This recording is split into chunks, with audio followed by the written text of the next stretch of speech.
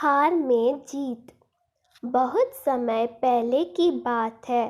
भारत के सुदूर दक्षिण में एक छोटा सा राज्य स्थित था।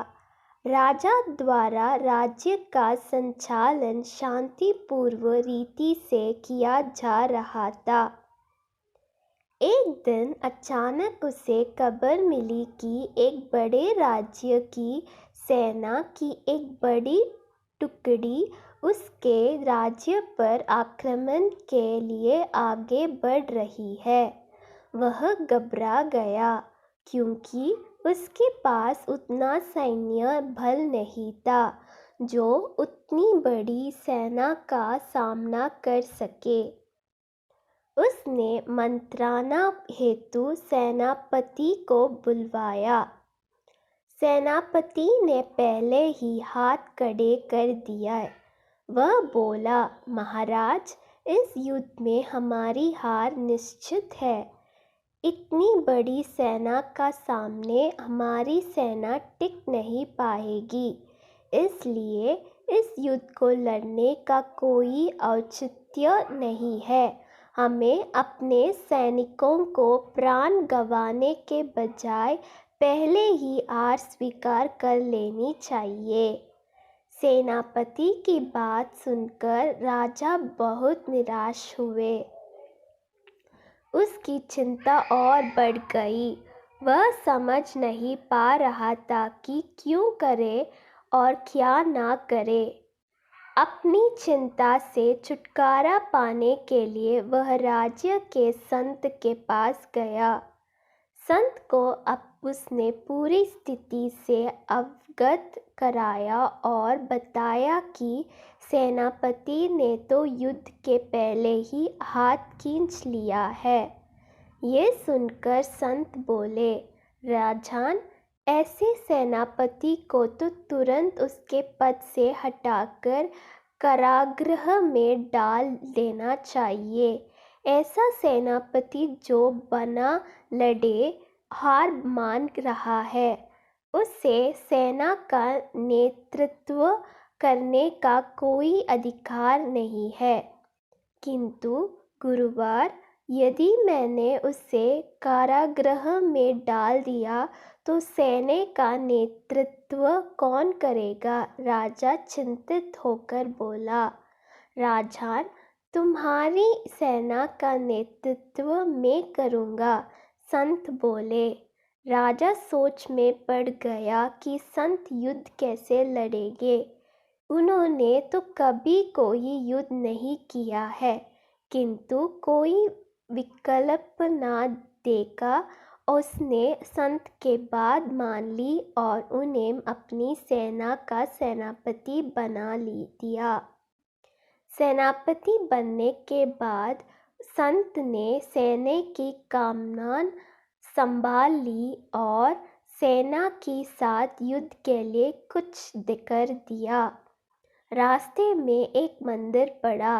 मंदिर के सामने संत ने सैनिक को रोका और सैनिकों से बोले, यहाँ कुछ देर रुको, मैं मंदिर में जाकर ईश्वर से पूछकर आता हूँ कि हमें युद्ध में विजय प्राप्त होगी या नहीं। ये सुन सैनिकों ने चकित होकर पूछा, मंदिर में तो भगवान की पत्थर की मूर्ति है, वहाँ कैसे बोलेगी? इस पर सेना की कमान संभाल रहे संत ने बोला, मैंने अपनी सारी उम्र दैवीय शक्तियों से वार्तालाप किया है, इसलिए मैं ईश्वर से बात कर लूँगा। तुम लोग यहीं रुककर मेरी प्रतीक्षा करो। यह कहकर संत मंदिर में चले गए। कुछ देर बाद जब वे वापस लौटे तो सैनिकों ने पूछा, ईश्वर ने क्या कहा? संत ने उत्तर दिया, ईश्वर ने कहा कि यदि रात में इस मंदिर में प्रकाश दिखाई पड़े तो हमारी विजय निश्चित है। पूरी सेना रात होने की प्रतीक्षा करने लगी। रात हुई तो मंदिर में उन्हें प्रकाश दिखाई पड़ा। ये देख सेना खुशी से हुजूम उठी। उन्हें विश्वास हो गई कि अब वे युद्ध जीत लेंगे। उनका मनोबल बढ़ गया और वे जीत के मसूबे से युद्ध के मैदान में पहुँचे। युद्ध 21 दिन चला। सैनिक जी जान से लड़े।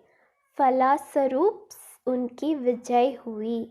विजय सेना के वापस आते समय फिर वही मंदिर पड़ा।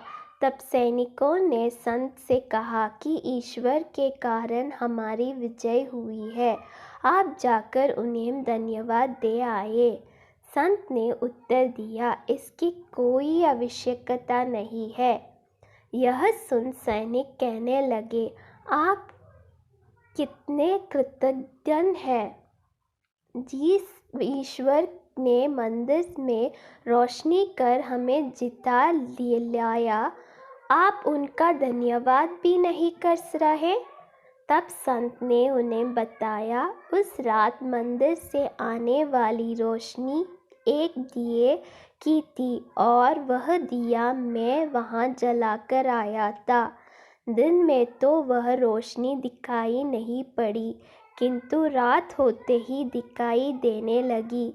दिए की रोशनी दिखाकर तुम सबने मेरी बात पर विश्वास कर लिया कि युद्ध में विजय हमारी होगी। इस तरह तुम सबका मनोबल बढ़ गया और तुम जीत के विश्वास के साथ युद्ध के मैदान में गए और असंभव लगने वाली विजय तुमने प्राप्त की। सीख, युद्ध खुद पर विश्वास रखें और परिश्रम करते रहे, विश्वास की विजय होगी। हमारी सोच ही आगे चलकर वास्तविकता का रूप लेती है, इसलिए अपनी सोच पर ध्यान दें। सदा सकारात्मक सोचें ताकि सकारात्मक परिणाम मिले।